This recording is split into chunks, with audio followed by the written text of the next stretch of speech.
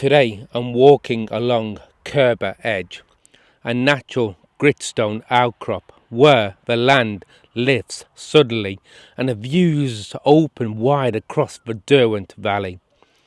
It is a place that feels wild and exposed, yet nothing here is entirely accidental. This stretch of moorland is managed by the Chatsworth Estate, and once you begin to look closely, the signs of deliberate shaping and long-term stewardship reveal themselves quietly in stone. One of the most telling features is this deer wall behind me, sometimes called a capped Drystone wall or deer lip wall.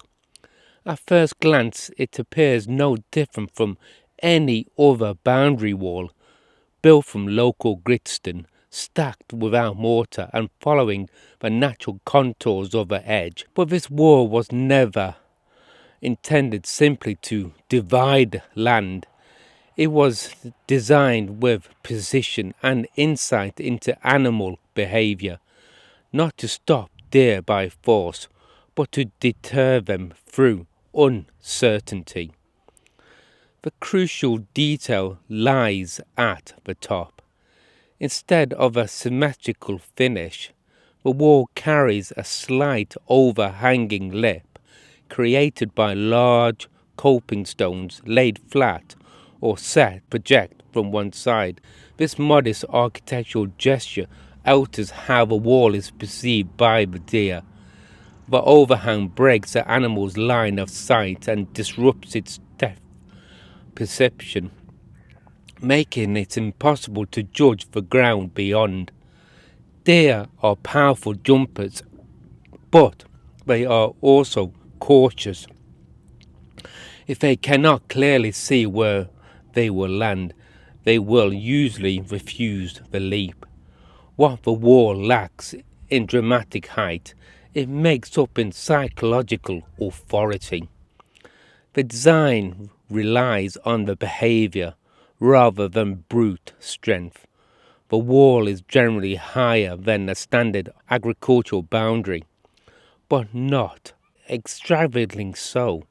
From a deer's perspective, however, the projecting cope creates the illusion of extra height and an unseen drop on the far side. The landing disappears and with it the confidence to jump. Even when the wall is physically within range, it becomes in practical terms impassable. Walls like this are most commonly found in historic estate landscapes, particularly those shaped in the 8th and 9th centuries. They belong to the parkland hunting grounds and areas where deer populations were actively managed rather than simply tolerated.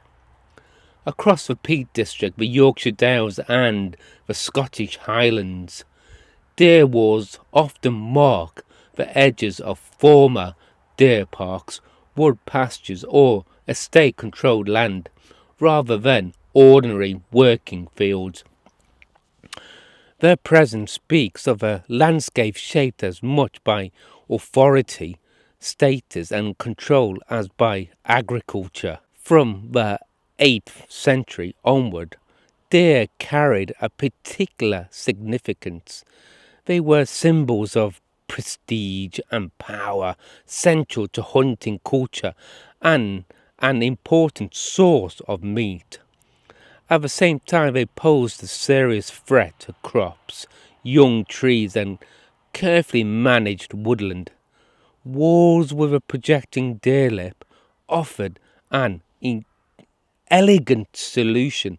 They allowed landowners to contain deer within parkland or exclude them from vulnerable areas without resorting to fencing, which was expensive, visually intrusive and less durable. In this way, deer walls sit alongside hay-hays, boundary stones and guide stoops as part of a wider tradition of regulating the landscape through stone. Walking beside one today on Curbar Edge, the clues are still there if you know how to read them. The overhang is usually on one side only. The coping stones are broader and flatter than those of the ordinary field wall. Most telling of all is the way the wall presents itself differently depending on where you stand, imposing from one direction and almost remarkably from the other. Like many vernacular wall structures, their walls are a form of functional archaeology. They continue to perform their task quietly, centuries after they were built, even if the reasoning behind them has faded from everyday understanding. They remind us that this landscape was not only admired for its beauty, but carefully managed, interpreted and negotiated stone by stone, edge by edge. So when you're in the landscape next and you see these lift filled walls, you know why it's there.